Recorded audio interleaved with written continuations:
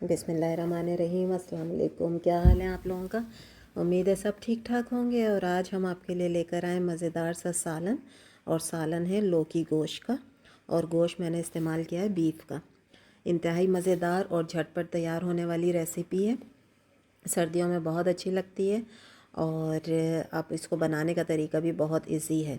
आप लोग प्लीज़ मेरे चैनल को लाइक करें, सब्सक्राइब करें, ताकि मैं आपके लिए और मज़ेदार रेसिपी लेकर आ सकूं। इसके लिए जो चीज़ें हमें चाहिए उसमें मैंने ये आधा केजी जो है वो लिया है बीफ। इसके अलावा 2 दरमियानी टमाटर हैं, 2 दरमियानी प्याज है जिसको स्लाइस काट लिया है, 1 हरी मिर्च है, आधा केजी मैंने ली है लौकी। और ये मेरे बेसिक 4 मसाले हैं: धनिया पाउडर, लाल मिर्च पाउडर, हल्दी पाउडर और नमक। इसके अलावा लहसुन अदरक का पेस्ट है जो हम इसमें शामिल करेंगे। सिंपल से सारी चीज़ें हैं लेकिन मज़ेदार सा तैयार होता है। और गोश्त को अगर आप सब्ज़ी के साथ बनाएं तो वो और ज़्यादा आपके लिए फ़ायदेमंद है। इसके लिए हम सबसे पहले एक कुकर में इस्तेमाल कर रही हूँ गोश्त गलाने के लिए। उसमें मैंने ऑयल लिया है। जब ऑयल गर्म हो जाएगा तो इसके अंदर हम ये 2 दरमियानी प्याज जो हैं वो शामिल कर देंगे। और इन प्याज को हम सिर्फ इतना फ्राई करेंगे इस तरह हल्का सा कलर आए। इसको हमने डार्क कलर नहीं देना है, ठीक है, क्योंकि ग्रेवी अच्छी बनेगी, डार्क कलर से नहीं बनेगी। अब इसके अंदर मैंने गोश्त डाल दिया है। गोश्त को मैं प्याज के साथ जो है वो थोड़ा सा फ्राई कर लूँगी ताकि गोश्त का कलर चेंज हो जाए। उसके बाद हम बाकी चीज़ें इसके अंदर शामिल करेंगे। ये हड्डी वाला गोश्त है ताकि हड्डी का भी मज़े का फ्लेवर जो है इसके अंदर आ जाए।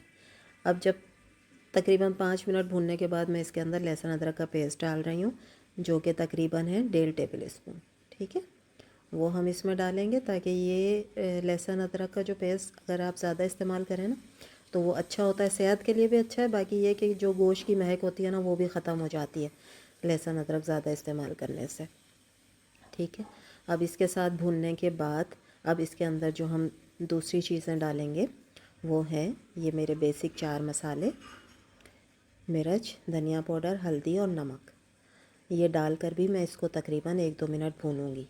तो वो लोग जो कहते हैं कि हमारे सालन में एक अच्छा कलर नहीं आता है, तो उसके लिए आपकी टिप ये है कि आप टमाटर डालने से पहले या सब्ज़ी डालने से पहले अगर गोश्त में ये मसाले डालकर और इनको भून लें तो ग्रेवी का बहुत अच्छा कलर आता है। इसमें मैं थोड़ा सा पानी भी डालूँगी ताकि ये मसाले जलें ना।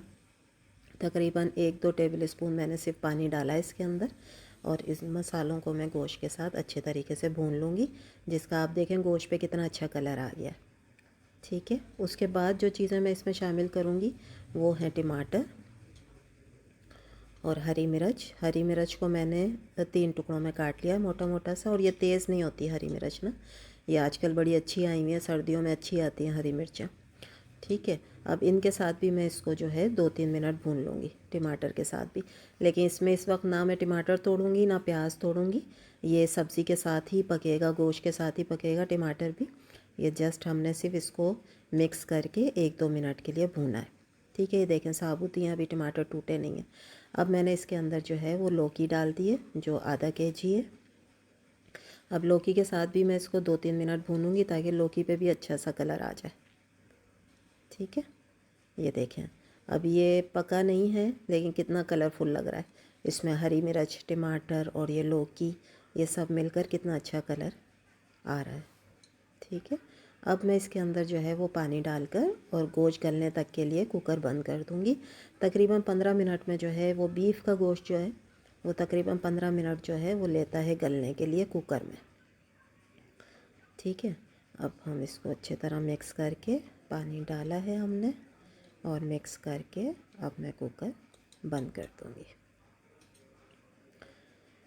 इसके अलावा भी आप लोग मुझे मैसेज पे भी बता सकते हैं और कमेंट कर सकते हैं कि मैं और कौन सी डिशेस हैं जो आप लोग देखना चाहते हैं, तो मैं इंशाल्लाह वो बनाऊँगी।